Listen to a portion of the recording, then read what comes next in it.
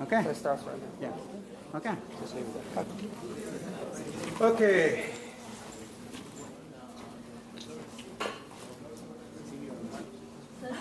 Can't see you. So,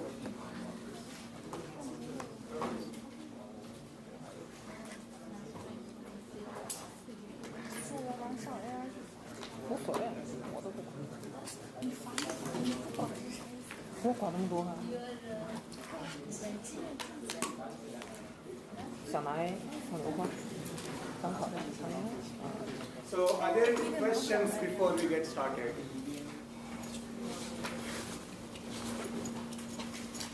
Are there any questions before we get started? Is today 24 or 27? I don't know. I was thinking that I'll do this later, I guess. So, no, it's 8:23, obviously, yes. Other questions? Okay. One thing is that there is this sheet. This is, just pass this around. There are a couple of people, or a bunch of people who want to get into the course and don't have a seat. You need to write your name and SUID and email and all that stuff on this. And just give it to me by the end of the class. And I already gotten in touch with you guys, but I'm just, this way I'll know who actually is still around. And then, we'll figure this out by tomorrow morning. Okay. So if you're already registered, you don't need to do this. It's only if you are, waiting for seats in the class. Okay. So what I am going to do today is actually, first of all, before I forget, we have office hours, which is from 1 to 2 p.m. Tuesdays and Thursdays. Today was a, sort of restful office hours. I'm hoping it will be the same for the rest of the semester. But it's 1 to 2 p.m. I can pick pretty much any hour in the 24-hour period, and it would be conflicting with somebody's schedule. So if you have a conflict with that particular hour, that doesn't mean that you don't get to talk to me. You just have to send me an email and set up an appointment. Okay, so that's what this will do. Okay. So what I'm going to do today actually is to give you one more introduction to the course. It's like they say New York, a city is so great that they named it twice, and this course is so great that we need 2 introductions. One was last Friday. I'm going to do one more introduction today, Thursday, and one more introduction today. This is more technical in terms of the specific things we'll wind up doing in this course and why they connect to each other. So the problem with this kind of, this is very low light here. Yeah. If I put this light off, does that help? I don't know. Are you people paying enough tuition? I don't know. Okay, that's the best we can do. And actually, I don't think the light makes a difference, right? So I might as well keep this light. At least I will not keep going on. We'll have to figure this out. I'll send a note to the people and let's see if they improve it. But so we're going to do a course overview. It's a take 2 of the course overview.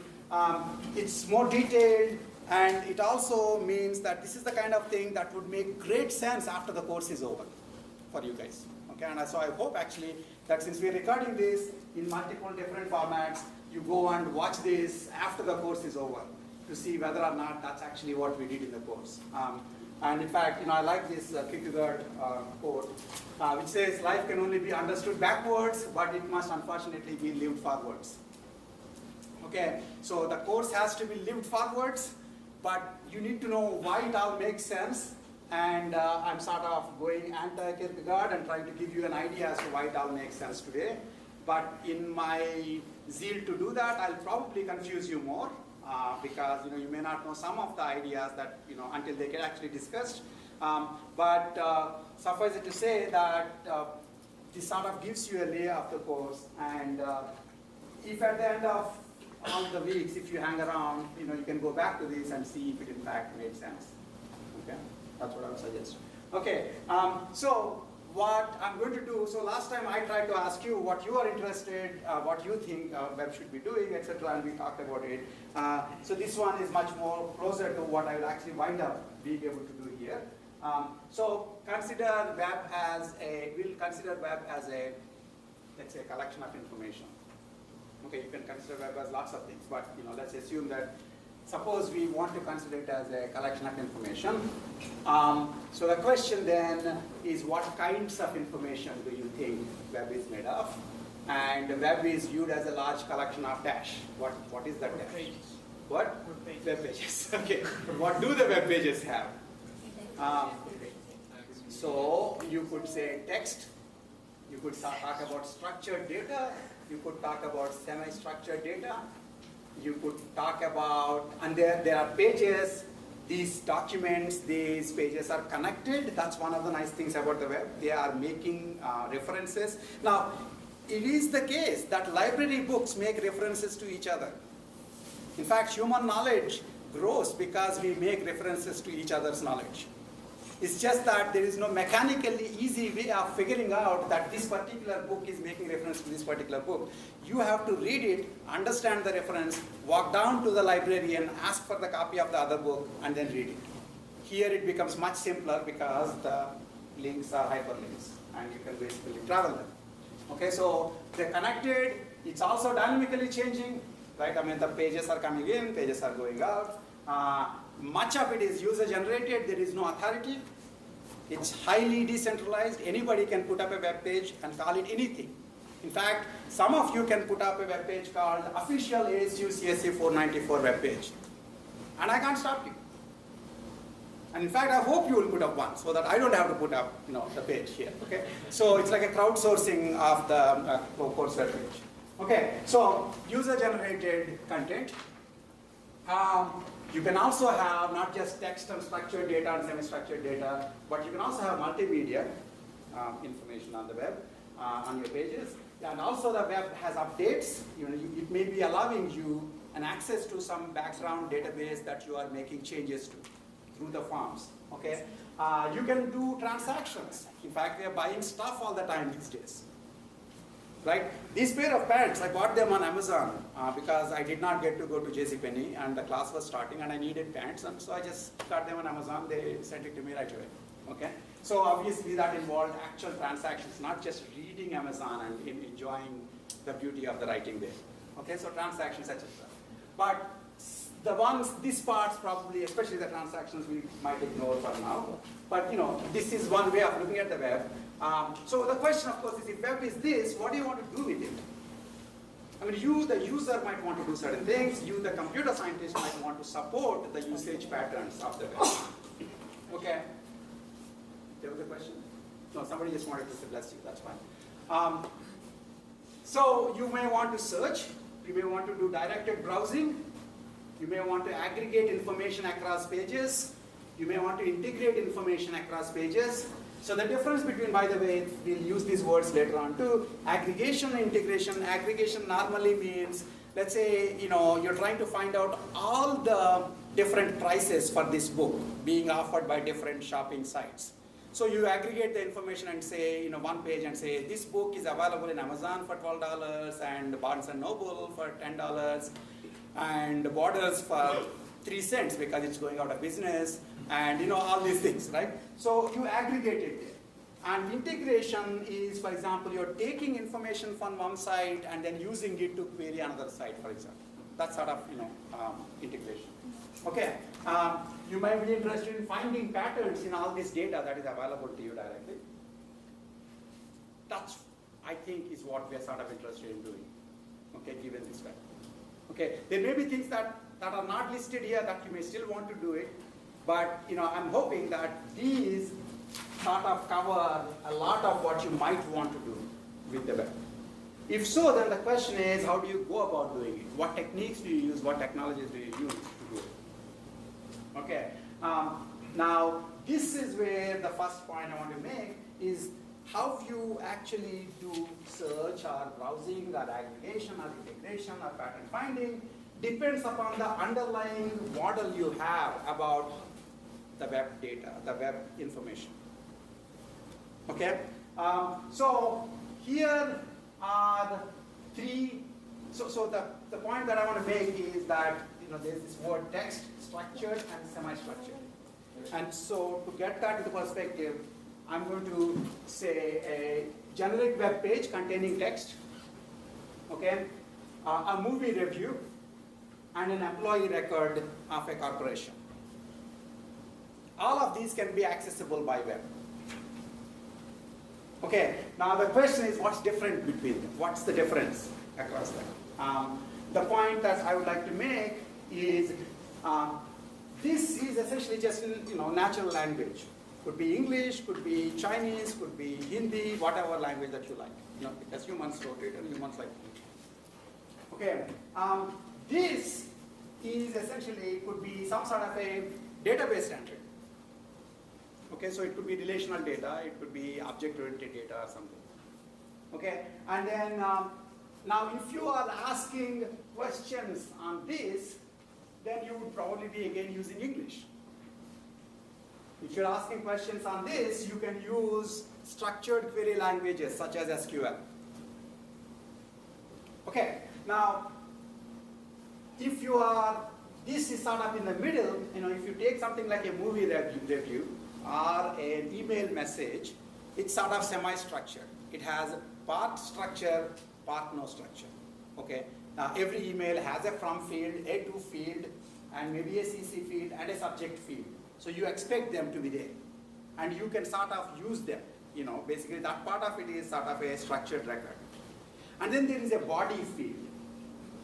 But that's where all the action happens. All the actual information that you're sending is in the body field. Now the interesting thing is that if you saw an email just as text, then you can only be searching it using something like text-based methods, either full NLP or keyword search. Okay, if you saw it as, you cannot necessarily see it as an SQL, a relational data, because essentially it has unstructured part, completely unstructured part, the body, for example. So if you are looking at it as a semi-structured thing, then you have some parts which have structure, and on those you may be able to do SQL style query, for example.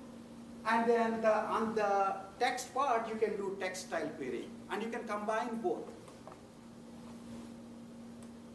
Okay, and so now the way I made it sound, essentially, of course they are different, but it's also the one interesting point I want to make is knowing the structure and using it is very, very helpful in doing useful things with your text. Okay, and to understand that, I'll first assume that natural language processing, full-blown natural language processing is not yet possible. Okay, if that is possible, then of course you can just say, let it be in English or whichever language, and then I have somebody who reads everything and answers everybody's questions. Okay, or this computer program does that. When that's not possible, then essentially when you have text in English form, then you potentially do IR, information retrieval, as we talked about last class, and we'll talk more again today.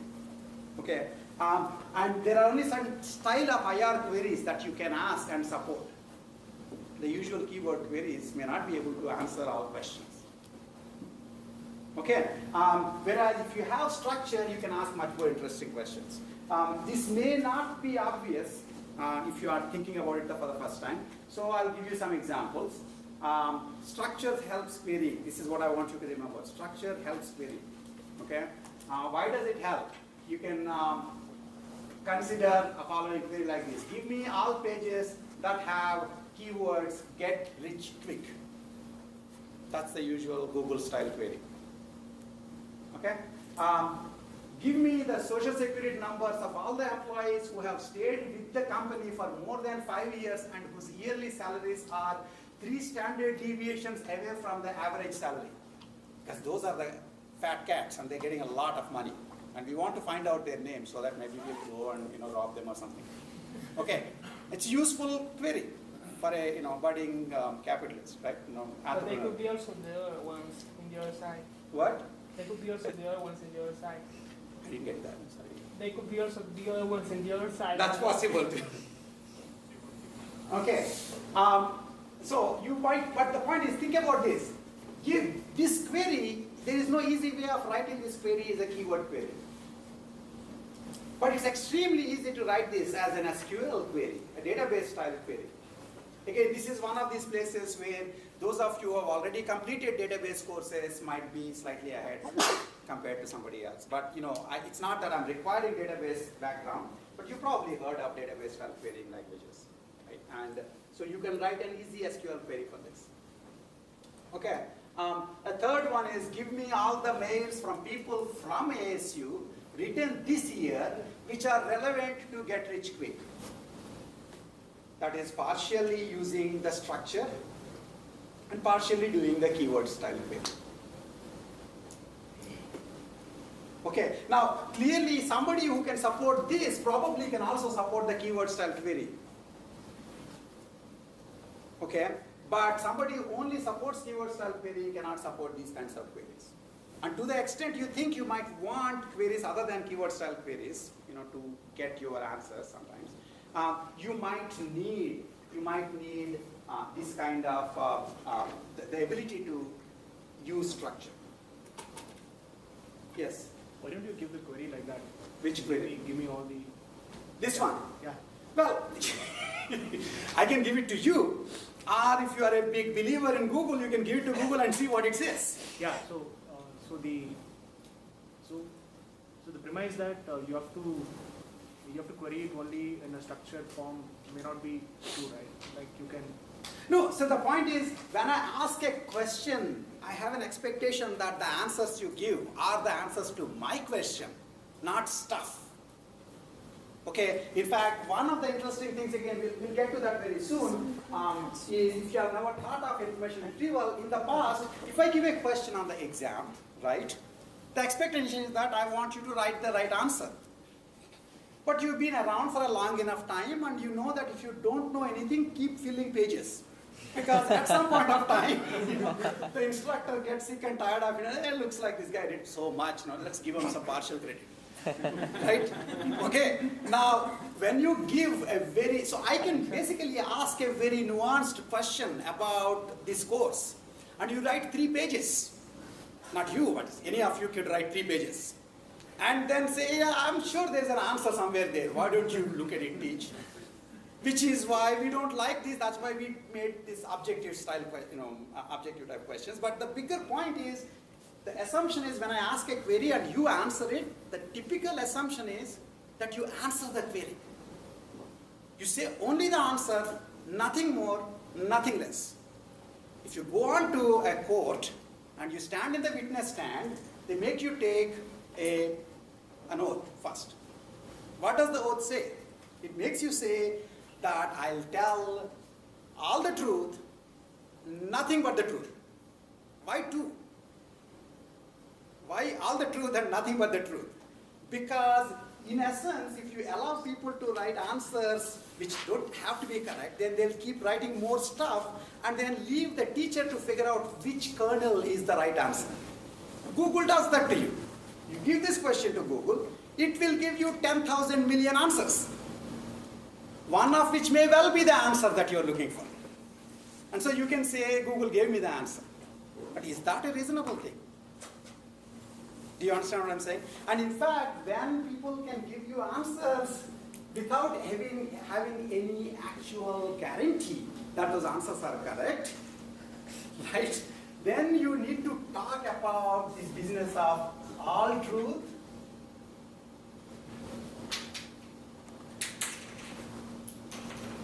all truth,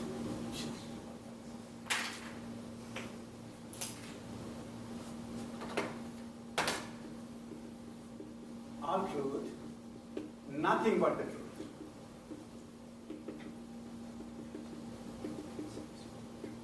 Right?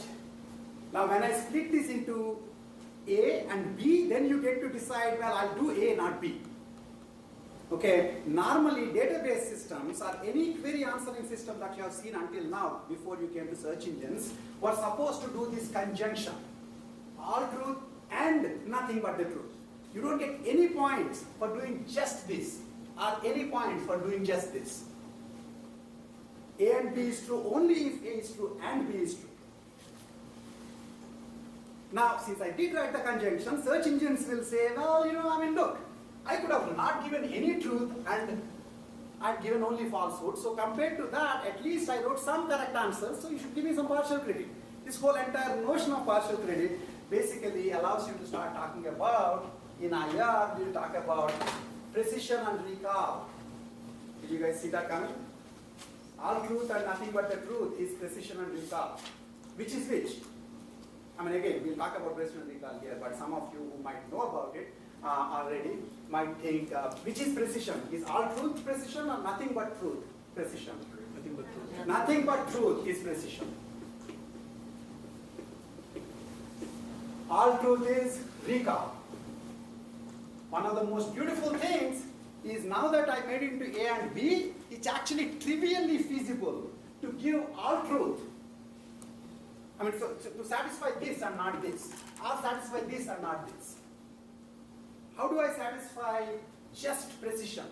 If I am a witness, and the judge says, you know, you're now taking this oath, all truth and nothing but the truth, okay? And then basically you have decided internally, you know, I don't want to go to jail, so I'm just going to stick to nothing but the truth. Maybe you found out that nothing but the truth, if you tell lies, you'll get into bigger trouble than if you don't speak. Now, what you do is keep quiet, which is what most students do in my classes. Okay, if there's a question, keep quiet, because if you don't speak, you can't make a mistake. It's beauty of the life, right? I mean, you know, it's like if you don't open your mouth, you can't put a foot in your mouth, right? So, precision is keep quiet. Don't say anything. So if Google took this query and gave you a blank page, you still should say Google has 100% precision. Right? Recall is don't stop talking. Keep filling pages. You know, I mean, after all, they said that monkeys typing on the typewriters can produce Shakespeare, you know, asymptotically speaking. And so if you keep talking, I'm sure once in a while you'll hit on the truth once in a while. And so those days you're supposed to get the points for it. Okay? So you can get recall very easily without any guarantees of precision, or you can get precision very easily without any guarantees of recall. And in fact, we got into this whole mess because we did not take this conjunction in a logical sense. A conjunction will not be satisfied unless you both satisfy both of them. The moment you start saying degrees of satisfaction, or you can pick which conjuncts you want to satisfy, then you get into precision. And going back to your question, yes, Google will answer it if you consider giving 300,000 answers and asking you to check which of them is the right answer is an answer. Or keeping quiet is an answer. One of the more interesting things is, if Google kept quiet for this, you might even think, hey, maybe in my organization, nobody is getting paid more than me. Google said nobody is there, and so must be there is nobody. That's another interesting issue, because if you actually believe that the search engine, the query processor is doing the right thing, and if it gave 0 answers, then it must be the case that there are 0 answers. If you assumed that it had 100% precision, 100% recall, then you would essentially misunderstand the question. So this is a very long-winded way of saying that you don't get to just fill up pages and hope that one of them is the answer. When you say you answer the question, you just answer the question. Okay? So, and then, you know, here you're combining both the structure as well as the text-based way, keyword-based way. Okay. So now, to the extent I sort of convinced you that structure is important, and in the sense that if there are most interesting queries, I mean, if you are happy with keyword queries, and you will do the legwork in figuring out which of the answers that the search engine showed is really the answer you are looking for, which is not the way you expect people to deal with you in general. I mean, if somebody asks a question, let's say, what's the time? 5, 7, 9, 23, 44. I'm right, because 5 is the actual time. And it's the top 10 results I gave you just now. Okay? You don't give me any points for that, normally. Okay? Again, we tend to kind of get used to the technology. Any sufficiently effective technology makes you think that you don't need it, you never needed anything more than what it was offering. And so it's important to get out of that mindset and actually see what the real problem is, and as against what Google or some favorite search engine of yours is doing. So to the extent you believe that structure is useful, and if I've been able to convince you, and I'll continue to try and convince you over the years, over the whole semester, then the question is, where do you get the structure? Where do you get the structure? Well, either you have it, if not, you extract structure just so that you can answer better queries. This is another way of thinking about it. Okay? So for example, when the underlying data is already structured, it's in relational databases, for example, you can support SQL query. If it was not in relational database form, but it actually was originally in relational database form, but somebody thought that they should make it pseudo English, and so they put it in some sort of English form. In fact, a humongous amount of the back engines for websites are databases, which have structured data, right? So what they might, for example, have some tuple saying, India, New Delhi, which is this table of countries and capitals. And then rather than put, curly bracket India, New Delhi, you're going to be told that the capital of India is New Delhi, period. And now you feel, wow, this is in English. And somebody else asks the same question from Thailand, and they will say it in Thai. Okay, now it doesn't it's true that it sort of provides some sort of a wrapping. It wrapped the tuple into textual form. But for you who wants to, the system person who wants to support better querying, you are much happier if you can get the data in the relational form or more structured form. So if you are not being given the data in structured form, you can unwrap the data. They wrapped it in English, you unwrap the English out so that you get the tuple back. That's one way. Okay? In general, unwrapping could be, unwrapping could be just very easy, because most data out there actually that's being written on the web pages may have been generated originally by a database, and so you can convert it back. Okay? The other possibility is, if it's not simple wrapping, then you need to extract the structure from English. So because you could say, well, if it's not unwrapping, then it just requires natural language processing. If you do NLP, then in essence you're extracting structure.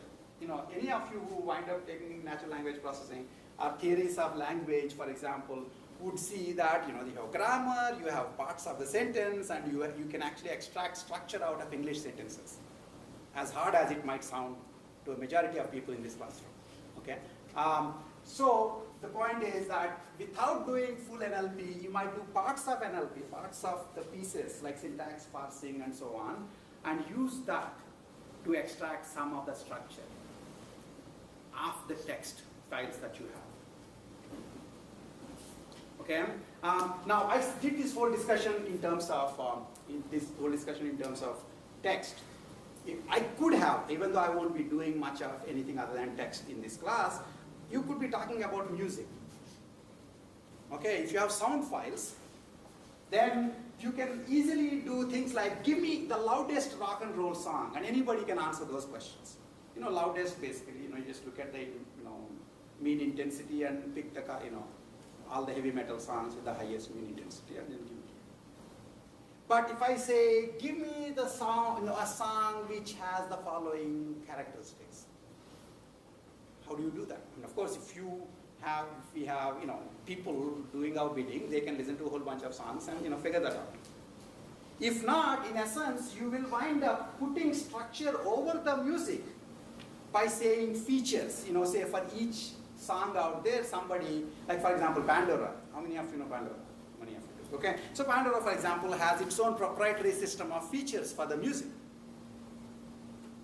Okay, and then if you are listening to a piece of music, then it can then compare it to, it can take the features of that music and then assume that you might be interested in music that shares these features. Features are the structure. Music is just signal. Okay, if I extracted features from the music, then I put some structure to the music. Okay, so structure extraction is a pretty big deal, and if you do have structure, you can support more effective query than just give me loud sounds.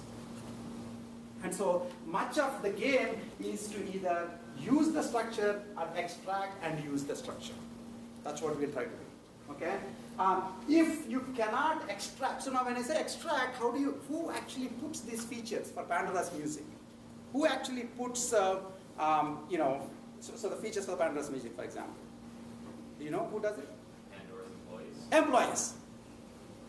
Computer science is, undergrads are very well employed. Most of the time they do this kind of junk work. Okay? But, the world does need this sort of stuff. And it pays much better than flipping burgers. Right? And so you sit there and humans write down these features. But then we are CS people. We want to eventually automate everything. Including our own jobs. And then we'll complain saying we have no jobs. But that's a different story. Right? So the question is, how do we automate the Pandora's employees? The guy who automates the Pandora's employees still has a job, but those people no longer have a job. And then somebody else will automate this guy who then automated that. But that's a different story. So how do you automate it? That's basically extraction automatically. Okay. Now when Pandora's employees do annotation of the music, or somebody sits down, takes their text file and says, this has the following predicates in it, the country, the capital, and then the following relations hold between these predicates. Capital of a country has to be of the type city. City is of a type where people live, a geographical place where people live. You can use that kind of a knowledge, for example, to answer a lot more interesting questions. Believe it or not, okay? I don't think you believe me, so I'll ask you a following question, which is, the explorer Magellan, here is a text, my text file, and use your Google technique to answer this question. The explorer Magellan went around the world 3 times. And one of the times, he died. Which time did he die? Third time. Did you use Google? No, you can't use your brains. Where in the thing that I said, where in the text I said, is the fact that that Magellan died 3rd time? Where? On the last time. No, how did you know? Why do you know about this? Yes. Because it's implied by the word death that his story stops there. So that is basically humongous amount of background knowledge you are bringing to bear on this little piece of text that I gave you. He died the last time.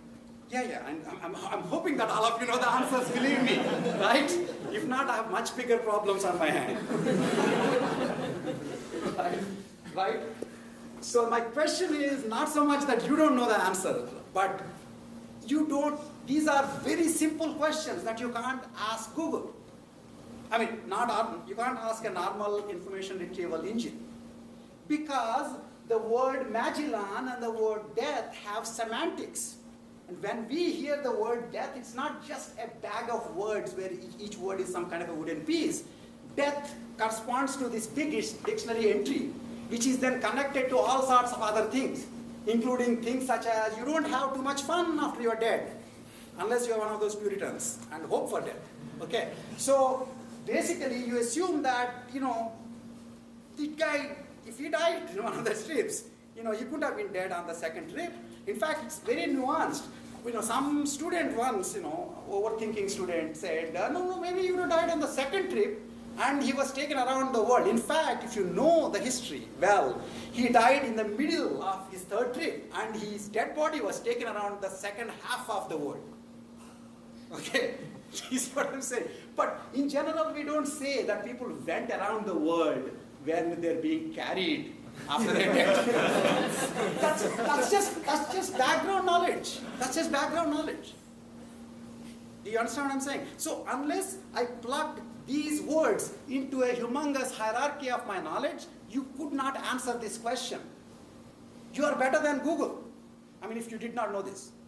Okay, you can answer this, no search engine can answer it yet. Okay, and so if you provide the structure, then you will be able to connect these words to their roles and so on, at which point you may be able to answer this question. So in fact, the question of course then is, who provides the structure? How do you actually differentiate that Magellan is a human being that corresponds to the Magellan, the historical Magellan in Wikipedia? And death is a state of being, it's the ultimate state of being, and it has the following properties. How do you connect this? That connection is, you first have to extract the structure and then you plug it into the knowledge. That's your background knowledge you have. That's part of the reason you want to extract structure. Now, if people don't give the structure, so when the Pandora employee says country music, okay, if I go to, places in India and say, here is a country music song, they won't have the same semantics associated to that feature as people here, right? So that particular country music was then, plugged back into an existing background knowledge that Pandora's employees hope you share with them. Okay, so that's humanly done. The other so similar to that, if you do it for the text, if you are annotating the text and with its higher level properties, and then plugging it into some background knowledge that everybody agrees on. That idea is called semantic web. Okay, so here you have, so you can, when you're extracting structure, you can do it automatically, automatic extraction of structure, or you can pay somebody to do it, which is Pandora's way. Or you can do it yourself. Whenever you are putting files onto the web, you provide additional structure about those files and how various predicates in the file correspond to the background knowledge shared by everybody else. That's the semantic web tree. Okay, they all do this, and some of them are more effective than others, and part of this course is to understand why some ways of following your dream are going to fall flat and some might actually work. But why do you have the dream? They all have the dream for the same reason, because if you have the structure, you can exploit it to support much more interesting kinds of queries. And if it took you a while to figure out that, that's because you just assume that keyword search is the only thing I ever want to do, even though in fact you do much more than that when you talk to other people. For example, you can answer Magellan query, and that's like just the smallest part of your knowledge. You can answer, for example, calculus. You can answer questions that I will ask on the midterm. At least those of you who will be left in the course will be answering questions that I asked them. Right? Okay, so that's semantic web idea, and you can essentially, information extraction is another whole area that just does it automatically. It's so important, structure is so important that you are willing to pay people to put structure in it. Are you willing to hope that people will be disciplined enough to explicate the structure they have? Okay? So that is my first harangue of today, and in fact, there are three-part harangue. One is this: structure is very important, and in fact, a lot of what we do is use the structure we do have as much as possible and try to extract more structure and use that again. That's the kind of way. And in fact, when we talk about information extraction, and so if you don't use any, if you just take the text as it is given, that's normal IR, and the kind of thing that Google does. Okay, and then if you start extracting more structure, that's information extraction. If you do it automatically, that's information extraction. If you hope that people will do it for you according to some standards, that would be semantic web. Okay, and all of them do it for the same reason. Are there any questions on this stuff before I go forward? Okay, so the next part basically is to tell you that this entire course really is adapting a bunch of old disciplines to the web age. Okay, so you could basically be taking a course on databases separately, a course on data mining, a course on information retrieval, a course on social networks. At the minimum, these are the 4 things that I'm actually going to talk about here.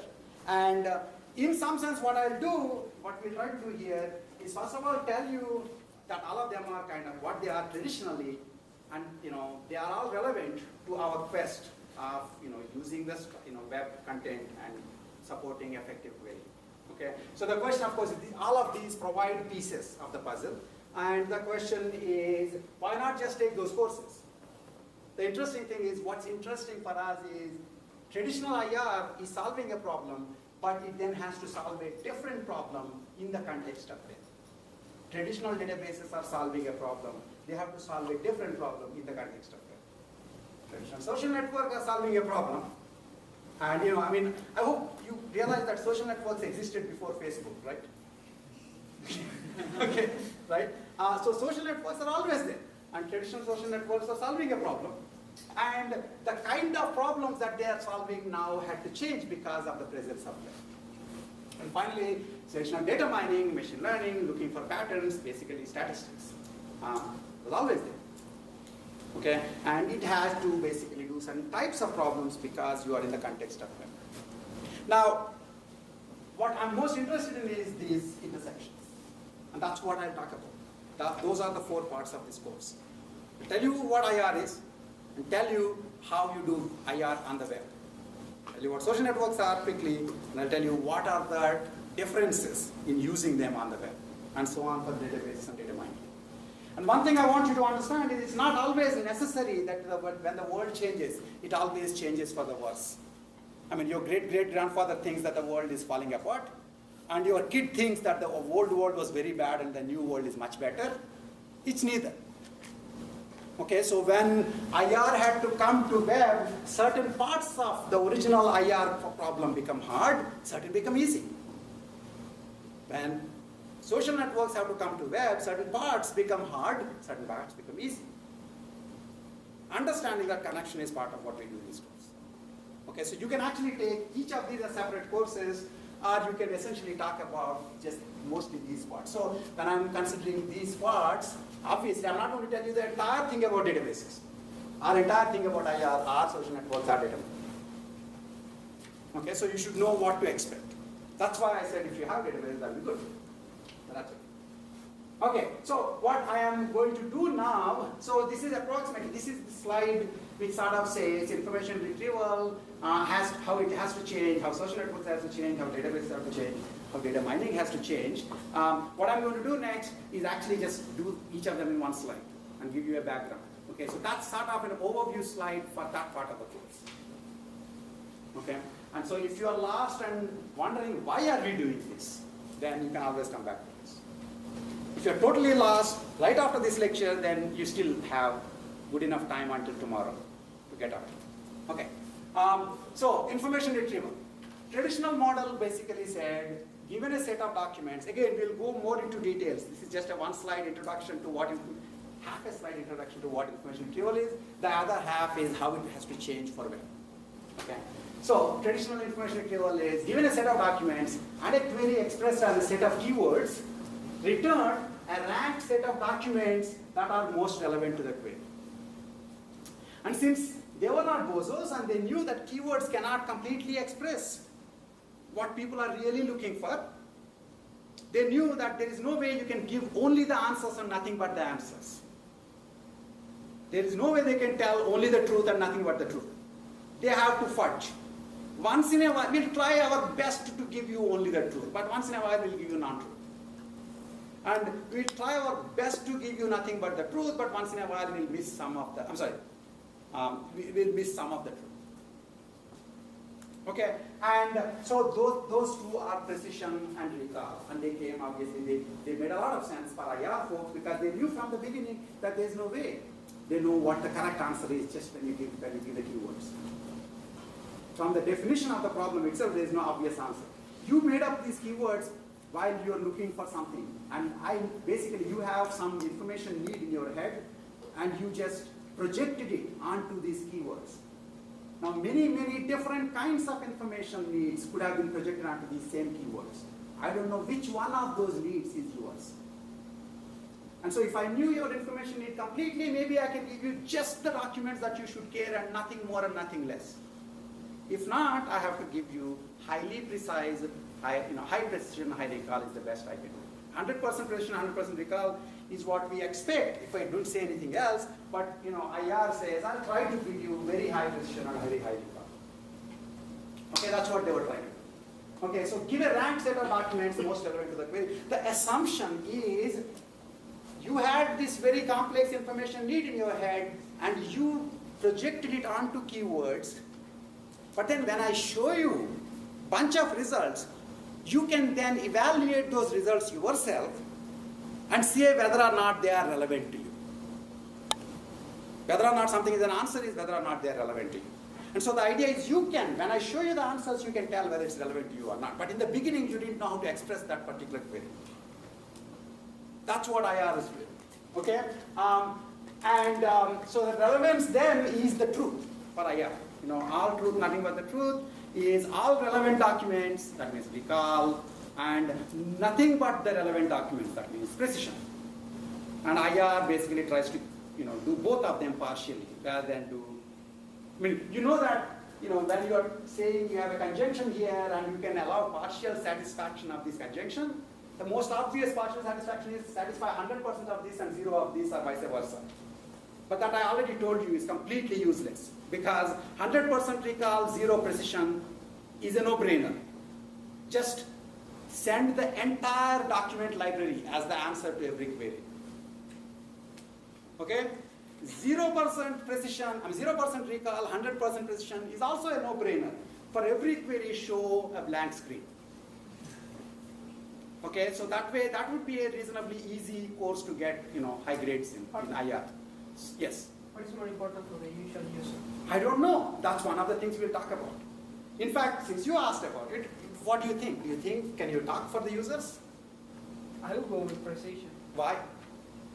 Because if I can get the answer in the first document, I really don't care about anything else that he will throw at me. Okay, so can anybody think of, yes? Counter argument? Yes. If I'm going to Google, and Google won't give me the whole answer that I want, why am I going to Google? I mean, I'm going to Google because they can I find know, the but answer. I know. So anyway, so Even if it can there used to be search engines, so this is as good a time as I need to share this other anecdote about how clueless all of us, including search engine people, were. There used to be a search engine called InfoSeek. Have anybody heard about it? It was just there recently, I was around when it was there. Obviously you weren't, okay? And obviously it's dead and gone because it had a very good business plan. What it would do is it'll show you the 10 results and it'll say, if you pay me $5, I'll show you the other 40 million results. Why are you laughing? It's actually said this. I considered paying, for certain kinds of queries, maybe you want all the answers. Like, what are all the cartoonish pictures of me on the web? Top 10 is not enough. Maybe there are more people doing, bad caricatures of you. So you may want all of them, right? So anyway, but obviously that's not as many. That's why they went out of business. But this does make the point that there are queries where the recall is important. Okay, for example, if Donald Rumsfeld, who is obviously, thankfully, no longer Donald Rumsfeld who is controlling anything, but when he was involved, then he was interested in looking basically, not more than even Donald Rumsfeld, the other guy, what's his name, the Homeland Secretary. Anyway, so they were interested in, looking at people's library habits and this and that so that they can classify. Because you want to know who is likely to disrupt Tempe fireworks? Which terrorist is going to do it? Right? Suppose, I just give one answer, Osama bin Laden. Well, that guy is interested in all sorts of things. He's probably interested in doing this too.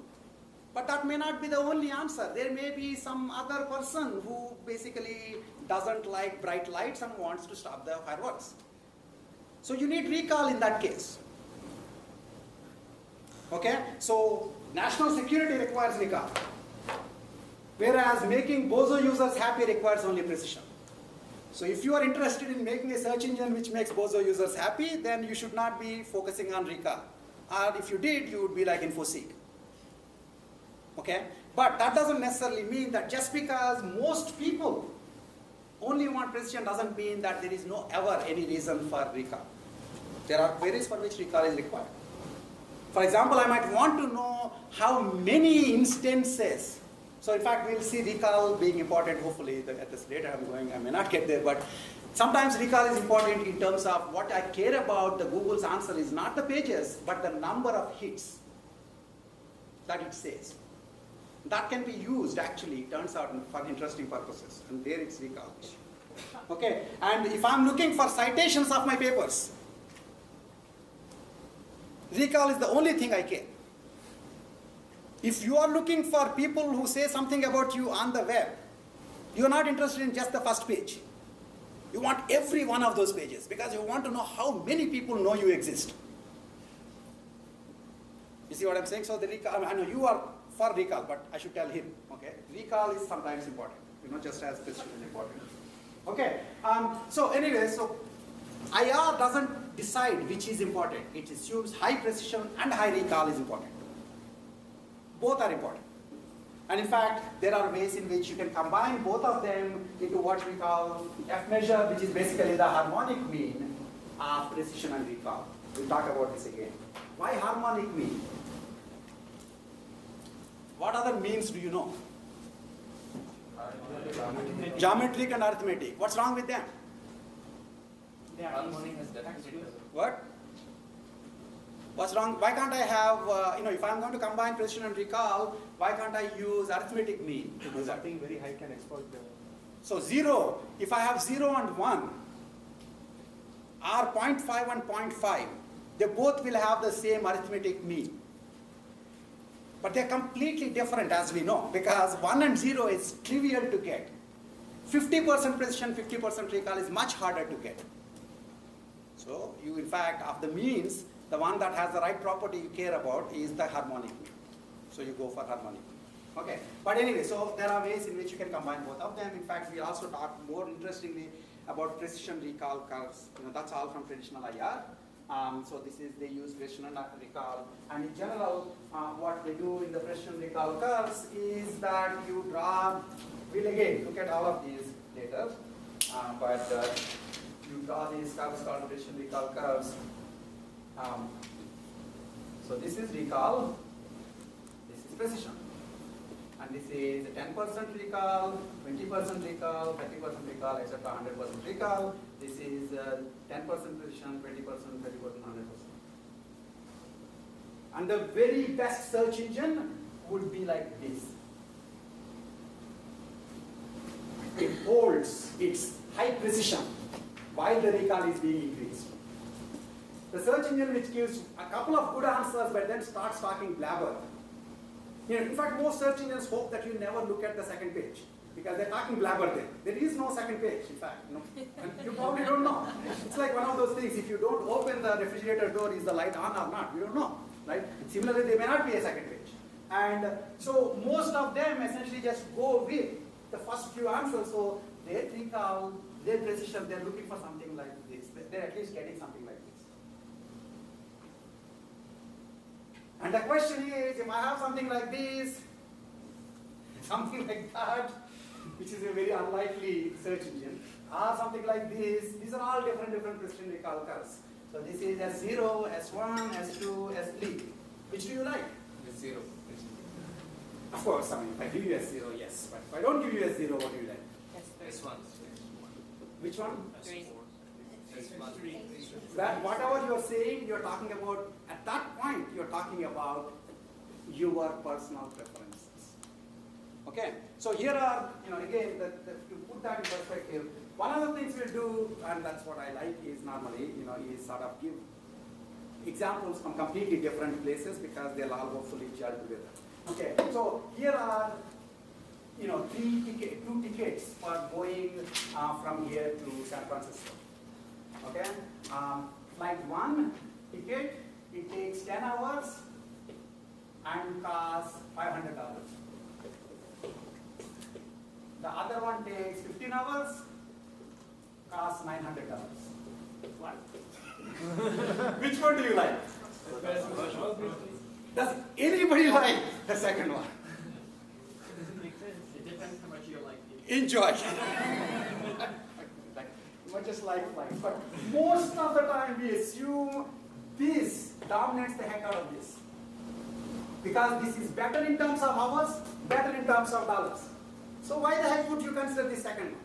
This, most people will agree. This is essentially normal dominance. Okay? So if I have a precision recall curve which is like this, and another which is like this, nobody in their mind should be interested in these compared to this. Even more interestingly, suppose if I have a pressure recalculator which is like this, another one which is like this, clearly you should be interested in this. Why would you be interested in this? There's no reason. Okay? If on the other hand, if I now give you 7 hours, $490. Okay, yeah, 7 hours, no. 7 hours not $490, that's still not good enough. $510. Now what? Now you may want to, now some of you might say, I don't really care, it's $10, I have $10. But it depends. I mean, if you don't have any money, you don't mind. There are people just hanging around in the airports because they're saving $10. When I was a grad student, I had a friend who essentially was just missing some number of frequent flyer miles so that she could get an entire ticket to go to India. And the only way she could do at that time was actually to take a flight. So she took a flight from DC to Minneapolis and then had a coffee there and came back.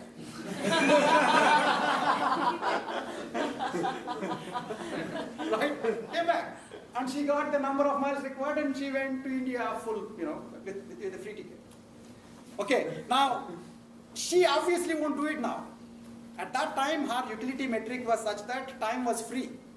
PhD students, those of you know that time is free. Somebody is paying for it. It's sunk cost. Advisor is paying for the time. So, I'm not going to make much money and might as well, go to Minneapolis and come back. Okay? So my point is that once you can always tell this is better than this, but I would argue you can't tell which is better than these between these two. It's not obvious. If you say this is better, that's probably because you want high precision at low recall. If you say this is better, you want overall high recall, even with low precision.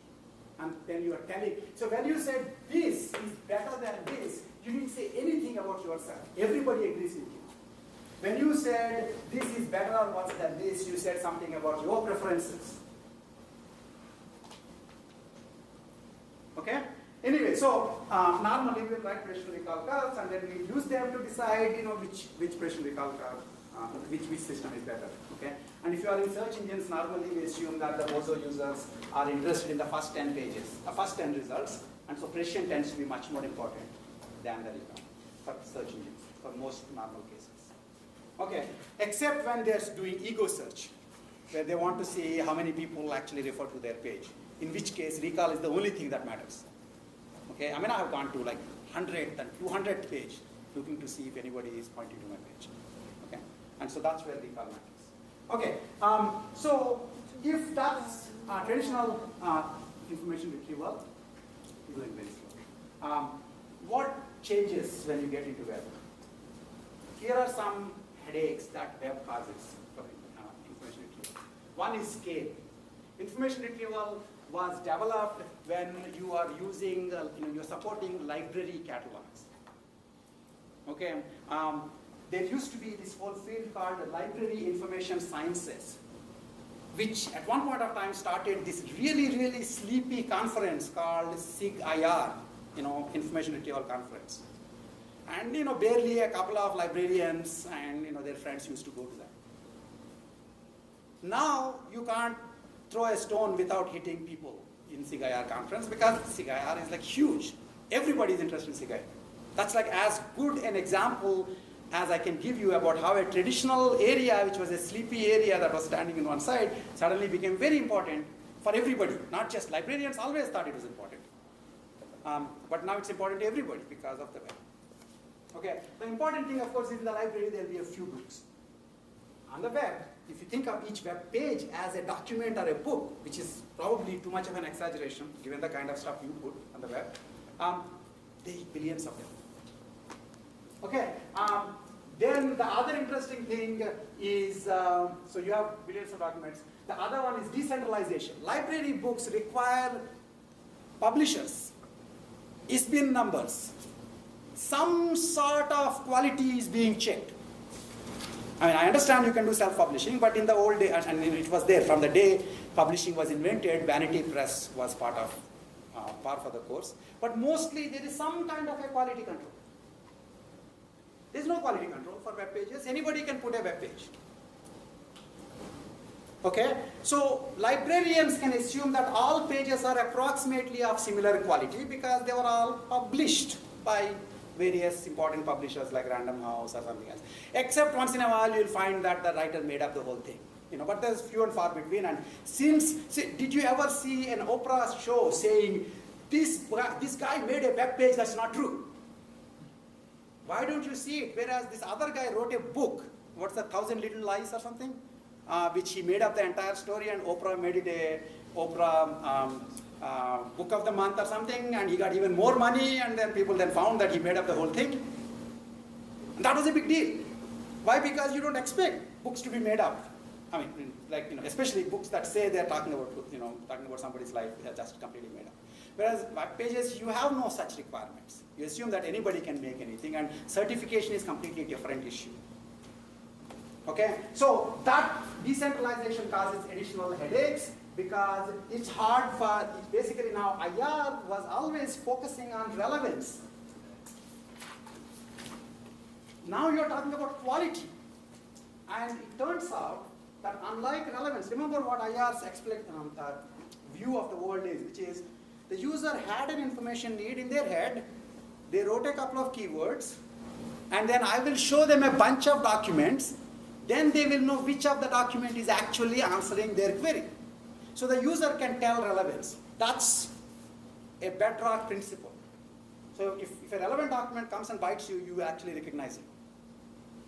How about trustworthiness of the document? So my example for this is, suppose I asked a query, director, Godfather. That's my two keywords. Okay, so I'm trying to find out, presumably my information need is to find out who directed Godfather. If the search engine's first result is eggplants can be made into a curry with green chilies, that's the first result. The second result, let's say, is Woody Allen directed Godfather. Which do you think is a bigger problem for us who design search engines? What? Woody Allen, because everybody can tell, even a bozo user can tell that when they are looking for director of Godfather, a document which only talks about eggplant curries is irrelevant. It's irrelevant. Okay? Relevance can be seen. I mean, you can feel the relevance when you see the document. Trustworthiness, you better trust before the result came. You can't look at the result and start trusting unless you already know the result, unless you're testing the search engine. And you test your little brother. If it says Woody Allen, presumably you asked who is the director of Godfather because you didn't know who the director of Godfather was. And if it says Woody Allen, so be it. So somebody, before that answer even came out, somebody should have gone in and reduced its rank.